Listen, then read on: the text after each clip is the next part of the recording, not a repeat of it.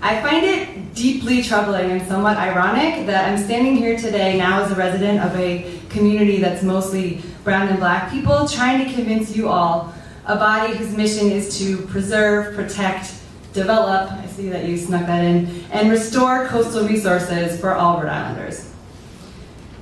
And I'm here to try to convince you to do what's in your power to stop this facility from being built.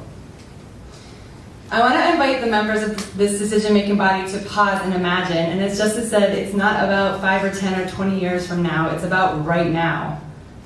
Even though it's not on the radar, there's already a storm on its way.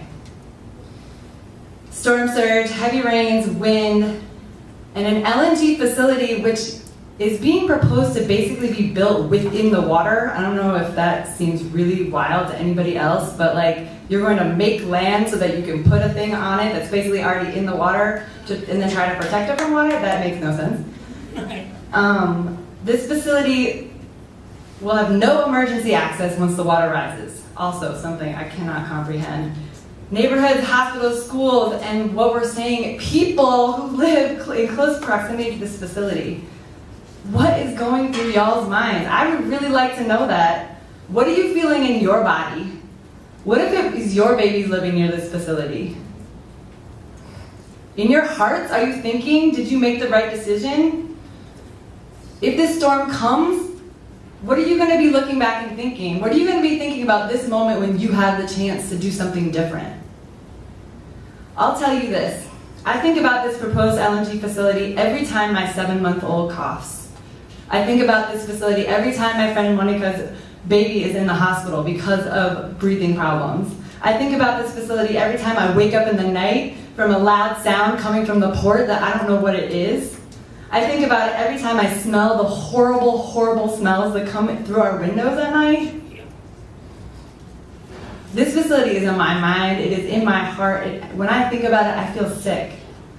I cannot fathom how it could possibly be a wise decision to place this toxic, potentially explosive facility, which again is basically being built in the water, in such close proximity to the residents and communities of South Providence, and to the vital community services such as our city's only level 1 trauma center.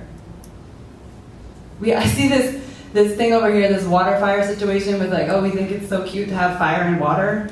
Yeah, think about when this facility explodes when the water rises. That'll be real beautiful. I can only be left to conclude that the roots of this project and the decision to place this facility where it is are fueled by deeply held racist and classist beliefs. Beliefs that the people of South Providence, again, who are mostly people of color and also low income, either wouldn't notice, wouldn't understand, or wouldn't have the capacity to fake this project. This, as you will find, and you should already be seeing, is certainly very far from the truth. Furthermore, I can't help but believe National Grid would even dare to propose this project in a community that was white. And I just want to point out that I've been talking about racism for a minute here and nobody interrupted me as a white person while Justice was interrupted. Point out you're so within your time. That was Justice was also within her time. A couple other things. Why rush? I know many people who are planning on coming to one of the other hearings that was announced and couldn't be here tonight. People have lives. Thank you all, by the way. People have left their families, their babies to come here and be here and oppose this. Their communities. So take your time. Of course the industry is going to want to rush. Of course it is. They're already talking about all the ways they're going to save money by using this old tank, right? Like, it's insane. Allow public input.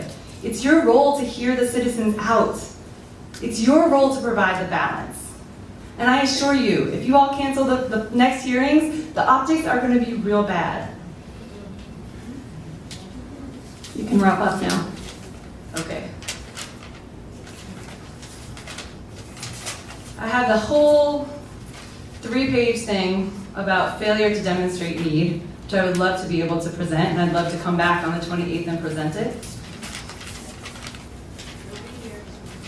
And for now, I want to again implore that you all take a stand. Ending this project is the right thing for the communities of South Providence. It's the most just and wise decisions. Again,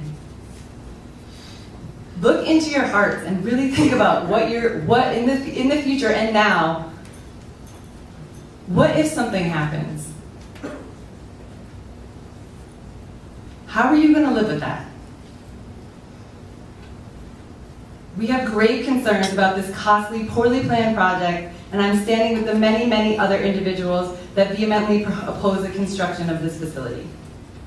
And also, I noticed a lot of people are getting up saying that they have fancy degrees. I don't have a fancy degree in science or in engineering. I have a BA in sociology, and I also have some expertise in BS.